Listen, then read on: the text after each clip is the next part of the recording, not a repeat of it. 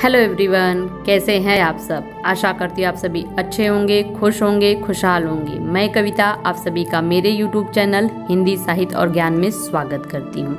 आज का टॉपिक रस से संबंधित टॉपिक है। रस से संबंधित वीडियो चैनल पे अपलोड है, तो जिन्होंने नहीं देखा वो प्लेलिस्ट में जाके वीडियो देख सकते हैं। तो चलिए अगले पार्ट की तरफ चलते हैं।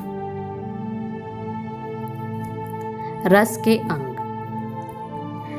रस के 4 अंग हैं: अस्थाई भाव, विभाव, अनुभाव, संचारी भाव। तो पिछले वीडियो में हमने अस्थाई भाव के बारे में जानकारी प्राप्त कर ली है, तो इस वीडियो में हम विभाव के बारे में जानकारी प्राप्त करेंगे। आइए देखते हैं।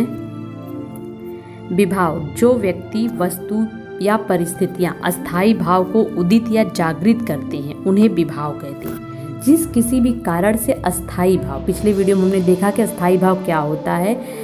प्रेम, श्रृंगार रस से प्रेम की उत्पत्ति होती है। रति या प्रेम यह अस्थाई भाव है। हास्य अस्थाई भाव है।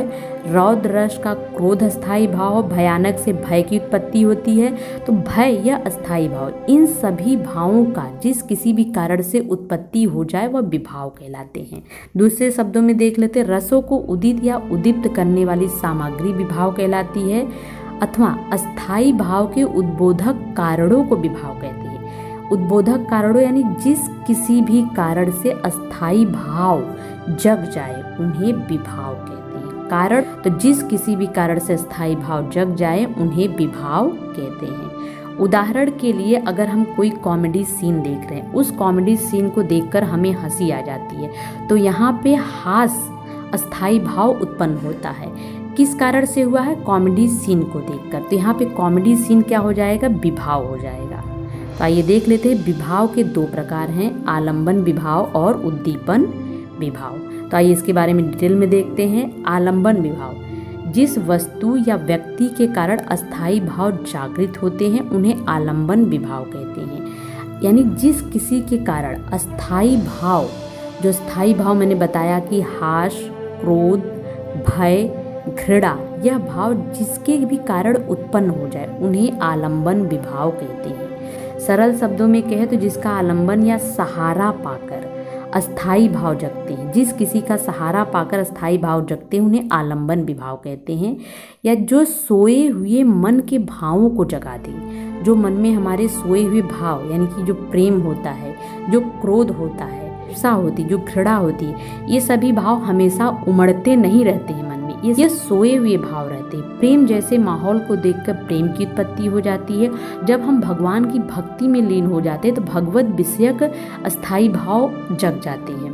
तो इस तरह के भाव से, या कोई ऐसी चीज जिसे देखकर हम भयभीत हो जाते हैं तो वहाँ पे भय जैसे भाव उत्पन्न हो जाते हैं। तो इस सोए हुए मन के भाव को जगा दे उन्हें आलंबन विभाव कहते हैं। जिस किसी भी कारण से हमारे मन के जो अस्थाई भाव हैं वो जग जाए उन्हें आलंबन विभाव कहते हैं। जैसे नायक, नायिका, प्रकृति इत्यादि। यहाँ पे नायक नायिका का मतलब है कि नायक का नायिका के प्रति जो प्रेम है, प्रेम यहाँ पे क्या है? एक अस्थाई भाव है। लेकिन किसके कारण उत्पन्न हुआ है? नायक और नायिका के कारण। अगर नायक और नायिका नहीं होते तो प्रेम की उत्पत्ति नहीं होती। तो यहाँ पे कौन सा अस्थाई भाव जगह है? प्रेम।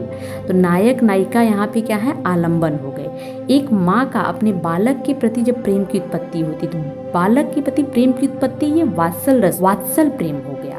तो माँ और बालक एक आलंबन विभाव हो गए। प्रकृति यानी प्रकृति की चीजों को देखकर, जैसे बिजली का कौंधना, कभी कभी बिजली के चमकने से भी इंसान डर जाता है, भयभीत हो जाता है। तो यहाँ पे भय रस की उत्पत्ति होती है। प्राकृतिक चीजों के कारण भी मन में जो भाव जगते हैं उन्हें आलंबन विभाव कहते हैं। तो जैसे नायक नायिका प्रकृति, नायक का नायिका के प्रति जो प्रेम होता है, प्रेम यहाँ अस्थाई भाव है, तो यहाँ पे नायक नायिका आलंबन विभाव हो गया। प्रकृति, प्राकृतिक चीजों को देख के मन में जो खुशी होती है या मन में जो भय उत्पन्न होता है, तो यहाँ पे प्रकृति क्या है? आलंबन है। भय उत्पन्न होना, वो प्रकृति क्या हो गई? एक आलंबन यानी एक सहारा हो गई, इसके कारण मन में ये भाव उत्पन्न हुए हैं। आलंबन विभाव के 2 भेद हैं, आश्रयालंबन और विषयालंबन। आश्रयालंबन का मतलब जिसके मन में यह भाव जगे वह आश्रय होता है। विषय यानी जिसके प्रति भाव जगे वह विषयालंबन होता है। आइए देख लेते हैं। आश्रयालंबन: जिसके मन में भाव जगे वह आश्रयालंबन होता है। अर्थात जिसके हृदय में भाव उत्पन्न होता है उसे आश्रय कहते हैं, और जिसके प्रति उत्पन्न होता है उसे विषय कहते हैं। आइए देख लेते, जैसे राम के मन में सीता के प्रति प्रेम या रति का भाव जगता है। राम के मन में सीता के प्रति, यहाँ किसके मन में जगता है? राम के मन में। तो राम क्या हो गए? यहाँ पे आश्रय हो गए।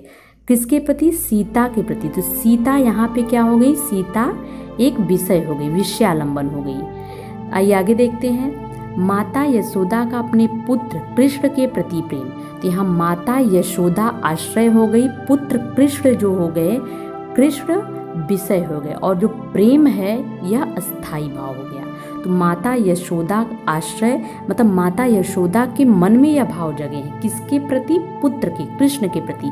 कृष्ण यहाँ पे विषय हो गए हैं। तो आश्रयालंबन का मतलब है जिसके मन में वह भाव जगे या जिसके हृदय में वह भाव जगे उसे आश्रयालंबन कहते हैं। आइए अगला उदाहरण देख लेते हैं, रास्ते में पड़ी रस्सी को देखकर मैं भयभीत हो गई।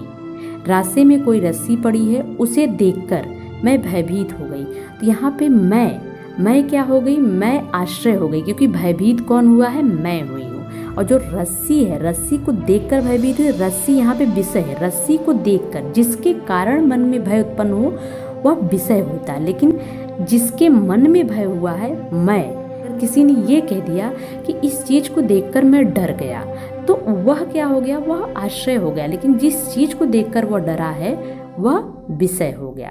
डर यानी कि भय जो होता है हमारे अंदर, यह एक अस्थाई भाव होता है जो परिस्थिति और स्थितियों के देखकर उत्पन्न होते हैं। ये देखते हैं, दूसरा है आलंबन के दो प्रकार है, आश्रयालंबन और विषयालंबन।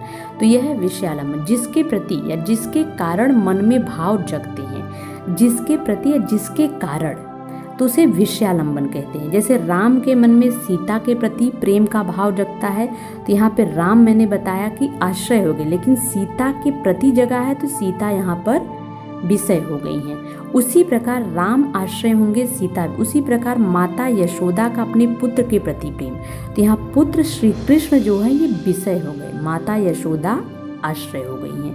यहाँ पे आप सभी देख सकते हैं माता यशोदा आश्रय है और पुत्र कृष्ण विषय हैं। तीसरा एग्जाम्पल है, रास्ते में पड़ी रस्सी को देखकर मैं भयभीत हो गई। तो यहाँ पर रास्ते में पड़ी रस्सी, पड़ी हुई जो रस्सी है, रस्सी एक विषय है, रस्सी को देखकर मैं कौन भयभीत हुआ? मैं जो है आश्रय है। भयभीत जो शब्द है, भयभीत यानी भय उत्पन्न हुआ, तो यह एक अस्थाई भाव है। यहाँ से फिर से देख लेते हैं, उनके दो प्रकार है, आलंबन विभाव और उद्दीपन विभाव।